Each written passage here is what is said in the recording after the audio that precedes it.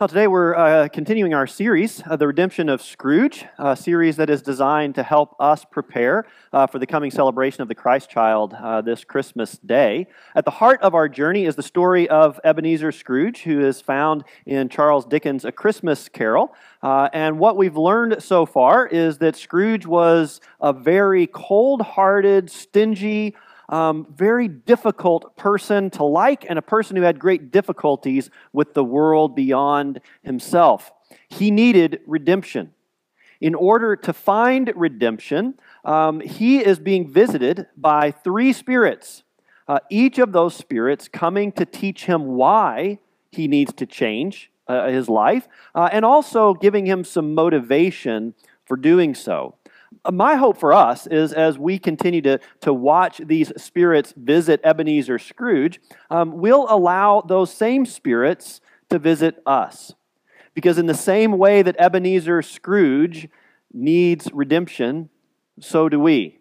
Now, don't think that I'm saying you need redemption as bad as Ebenezer Scrooge, but I am, actually, I am. We all need redemption, and no one needs redemption any more than anyone else. This is not a comparison game. We all need redemption, and there's something in his story where we can find how to journey closer to redemption ourselves, and ultimately that's our hope through this series. Last week, we were visited by the ghost of Christmas past. And I know that many of you attended worship at 11 o'clock last week, and we had the hanging of the green service. So if you were here at 11 last week or weren't able to join us for worship last week and want to catch up on the series, you can go back. The video for last week's message is online, and you can hear what the ghost of Christmas past taught Ebenezer Scrooge and what the ghost of Christmas past continues to teach us. After the ghost came and visited Scrooge, he was exhausted. It was a very emotional journey for him, and it was really tiring. He went and crawled into his bed and fell into a very, very deep sleep, where he remained until once again the clock struck 1. And when it did so, Scrooge woke up, a little bit anxious and concerned about how this next spirit would visit him, in what form and what would take place. As he was in his bed, with his eye perhaps just barely open, he waited. 5 minutes, nothing. 10 minutes, still nothing. 15 minutes passed, and there is still no sign of the second visitor that is to come. The only difference he notices is that somehow there's an ambient light that seems to be creeping into his bedchamber, and it's coming from the room next door and coming underneath the threshold of the door. Reluctantly, but still filled with curiosity, Scrooge gets up out of bed and he puts his slippers on and he shuffles across the floor. And just as he reaches out and grabs the doorknob, there's a voice from the other side that beckons him to come in. Scrooge opens the door and he walks into the room that's attached to his bedchamber, and it has been completely transformed. It is filled with beautiful greenery and decorations of the season. And it is also filled with an amazing spread of food, all kinds of delicious and wonderful things to eat. And there, presiding over all of it, is the ghost of Christmas present. The ghost of Christmas present is a giant figure. It looks as though he shouldn't fit in the room, and yet he still does. He's wearing a green robe, and the green robe has a white fur trim around it. On his head, there is a crown of holly that he is wearing. As Scrooge goes into the room, he's warmly greeted by this very jovial spirit. And Scrooge confesses to him that, he was a little bit surprised, but he did end up learning something from the previous ghost. And if he learned something from the previous ghost, maybe he could learn something from this ghost. And he says, I'm willing to learn whatever you might teach me. And with that, the ghost of Christmas present invites Ebenezer Scrooge to touch his robe, which he does. And the moment he does, they are transported out of Scrooge's house and into the busy streets of their town, where there is a snowstorm like no other. Snow is blowing and wind is everywhere, and yet people are filled with cheer, wishing each other Merry Christmas on this Christmas Eve as they're going into stores and getting their dinners for that night's celebration. And as Scrooge is standing there with the ghost of Christmas present, he notices that the ghost has what looks kind of like a wand. And every time someone passes with their meal, he takes his wand and he sprinkles something on it. Some he sprinkles more, some less, but everyone who has a meal and passes by, he sprinkles. Scrooge, curious about what's happening, asks the ghost, "What is it that you're doing?" He says, "Well, this is a special seasoning that makes the taste and experience of the Christmas meal all the better." And Scrooge says, "But why are you giving more to some than to others?" And the ghost says, "Because the ones who are poor need more in order to feel the grace that is today. And so they get an extra portion of blessing." After they have this conversation, as part of the visit, they go on this amazing whirlwind tour, where the Spirit takes Ebenezer Scrooge to lands far and wide, even in other nations, and they visit a variety of different scenes. The one thing in common that all these scenes hold is that the people in them, they would be experiencing what you and I might describe as struggles or suffering. They go to a hospital and visit people who are sick, to a prison where people are suffering alone there. They go to these poorhouses where people who can't afford to live on their own are living together in community so that they can make ends meet. They travel and they see a group of miners who are not being treated well in their working conditions, and they visit them there. They go to a ship that is in the middle of the sea that's being tossed around by the waves, and to a lighthouse where they meet the keepers there in the cold dark trying to fight to keep the light burning so that ships can find their way. In each of these places, the people are struggling, and yet in every one of these places they go, the people are also rejoicing.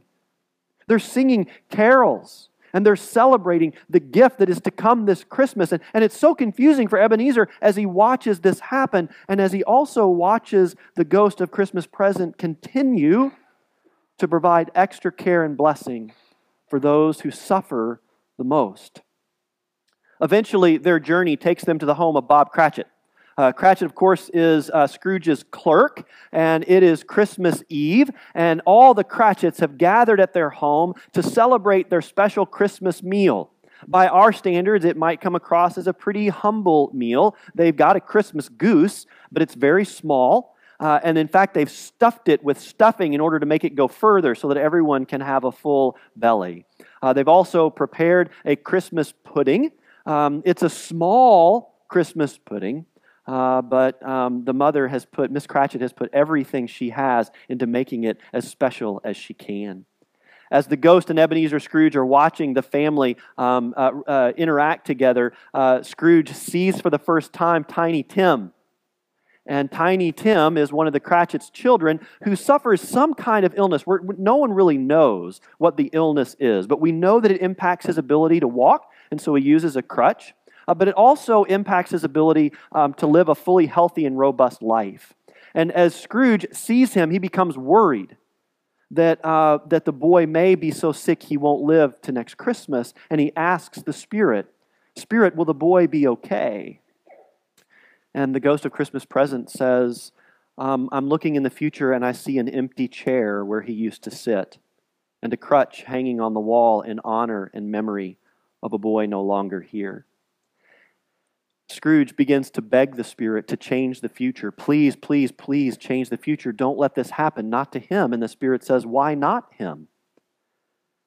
And then the Spirit quotes Ebenezer Scrooge himself.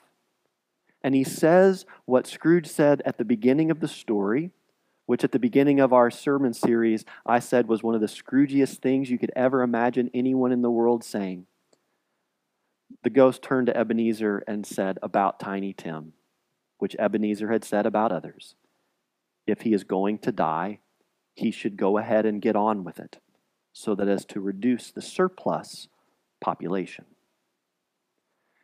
Those words that had been uttered by Scrooge himself, when he heard them, sounded back to him by the Spirit, in the presence of his clerk's son had deep and painful impact on Scrooge. But even as he was recoiling, the Cratchits, who had no idea that they were there and in their presence, continued their celebration. And we're going to peek in and see how they experienced a little bit of their Christmas Eve together.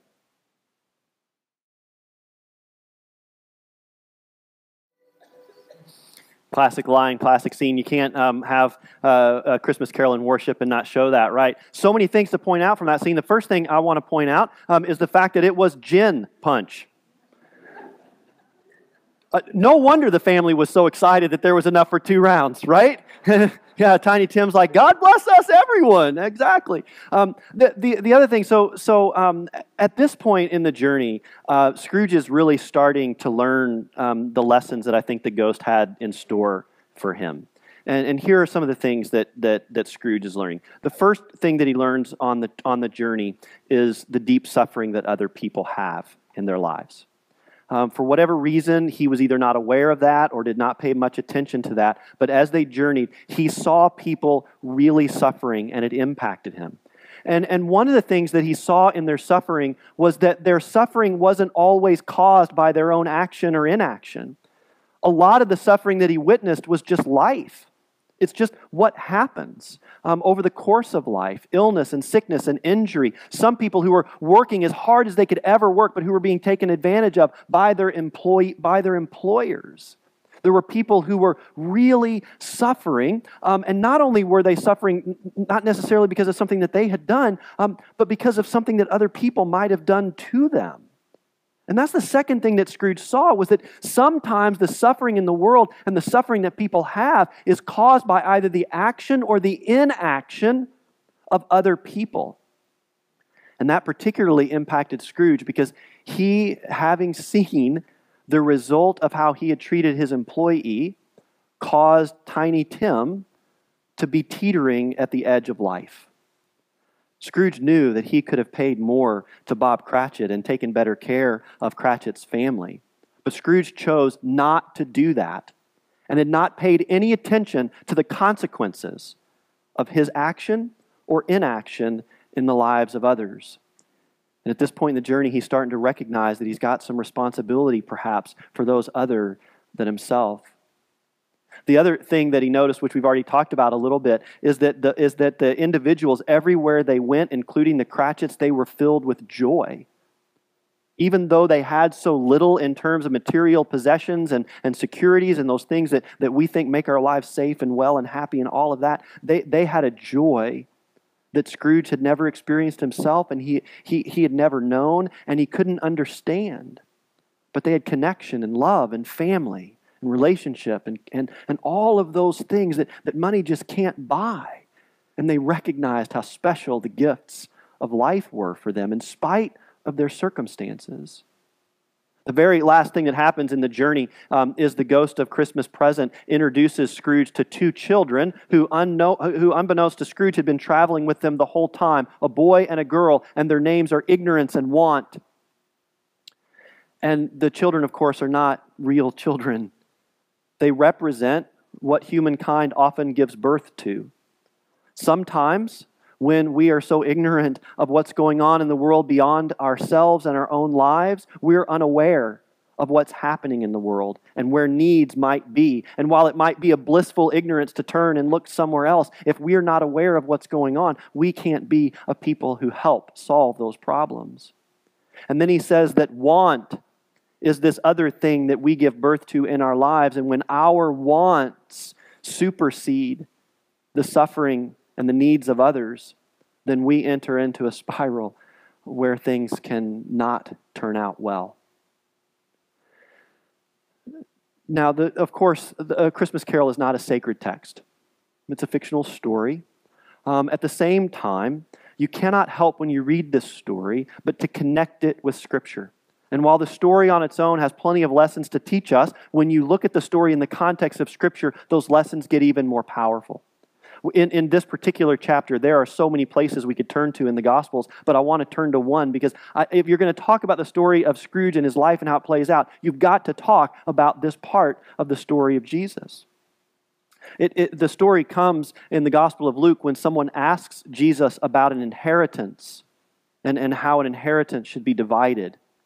And Jesus, in typical Jesus fashion, instead of just giving a straight answer, gives a parable that's meant to teach more, a story that's meant to teach something deeper. And the story is about a very rich man, a man who had all the possessions you could ever have in the world and had storehouses filled with everything you would ever need. In fact, they were so full that he had no room to continue putting the things that he continued to accumulate. So he hired some workers, and the workers came in and tore down the storehouses and built even bigger storehouses. And he just continued to fill those storehouses until they too were absolutely full. And after they were full, he looked at them and he said, "Now I've got what I need and what I want." But that night he was visited by a spirit, and not just any spirit. It was the Spirit of God, who came and spoke to him and said, "What good are all of those things that you've put in those storehouses? Because tonight your life is being held to account, and you will not see the sunrise tomorrow. You don't even have family who can inherit all of the things that you have stored away, all of those things that have no impact in the world beyond yourself." So it is with those who serve themselves before they serve God, Jesus said. Now, perhaps you've heard that story before, maybe in the context of a stewardship sermon or at some point when we're talking about how to use our resources, and that's fine. But of course, you can see the tie-in with Scrooge. Those two folks are similar in a lot of ways. But what I want to talk about even more than that story is what Jesus says after it. Again, these are very familiar words that you've likely heard before, but maybe not together. And I think these words really shape that parable. As soon as Jesus finishes teaching the parable, he says to his disciples, "Therefore I tell you, do not worry about your life, what you will eat, or about your body, what you will wear. For life is more than food, and the body more than clothing." And then Jesus goes on to offer what is a beautiful testimony to how God takes care of all of God's creation in ways that are so beautiful and so abundant that there's no way that we could ever equate that by our own gain. That God takes care of God's creatures great and small, not just minimally, but abundantly. And then after going through that teaching, here's how he concludes it. "Do not be afraid, little flock. For it is your Father's good pleasure to give you the kingdom. Sell your possessions and give alms. Make purses for yourselves that do not wear out, an unfailing treasure in heaven where no thief comes near and no moth destroys. For where your treasure is, there your heart will be also." Now notice in this teaching, Jesus begins with worry. And he talks about worry. But notice where he ends. He ends by talking about fear. And that is not accidental or coincidental, because behind every worry that we have, there is something that we fear. Our worries are based on the fear of something that either will or will not happen, something we may or may not be able to control. Our worries are steeped in fear. And what Jesus is saying in this moment is to let go of our fear so that we can let go of our worries and live a more abundant life. But that can be so hard for us to do. And I'm guilty of this too. When we get consumed by our worries, and when our worries and our fears drive us, we do something that's perfectly natural. We try to defend ourselves against what may come. And so we pull back.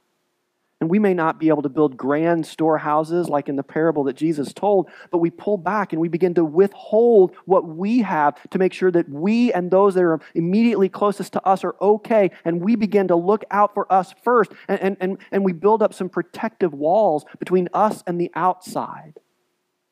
But it's not just about what we own and what we possess, it's about the spirit in which we live toward others. When other people are seen as a threat or as a danger to us, we do the same thing. We become protective. I think we're seeing a lot of this right now. This tribalism that people are being divided into right now, this us versus them mentality, the way that we've gotten to this place where we don't just see people as disagreeing with us, we see them as a threat and an enemy. And we begin to dehumanize them and to demean them and to see them in ways that they are certainly not viewed the way in which God sees them. And we pull back and we get more and more afraid and more worried and more protective. And when that happens, guess what follows? Suffering, hurt, loss, and even more fear. That's a poverty that goes far deeper than the lack of money. But that's a poverty in which we often find ourselves living. It was a very similar world into which Jesus was born, where people were responding in the very same way. And not only were they responding to that materially, but also spiritually, refusing grace from those beyond their doors and all of those things. Jesus comes into the world and is born at Christmas. And I love what the author of The Redemption of Scrooge says about what happens in that first nativity. I want to read you this quote so I make sure and get it right. At its heart, the first nativity is a story born out of poverty, where scarcity is transformed into abundance by a God who will stop at nothing to be with us. Nothing. When Jesus came into the world, there was a deep spiritual poverty.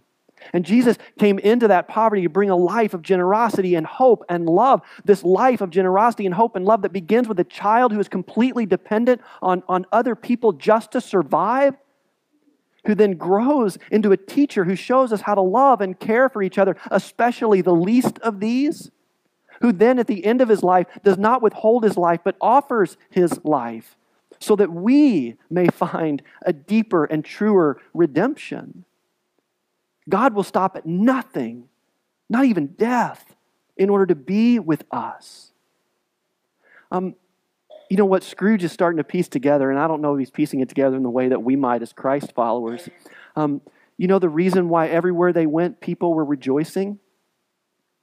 It's because they understand the power of the gospel and the power of Jesus in our lives. Faith is not something that prevents harm. It's not something that makes the world okay and always easy. Faith is not that thing that guarantees that everything's going to work out just the way we want it. Faith is that thing that says no matter what's going on in your life, no matter how much you are suffering, no matter how much you are hurting, no matter how bad things are, you are not alone.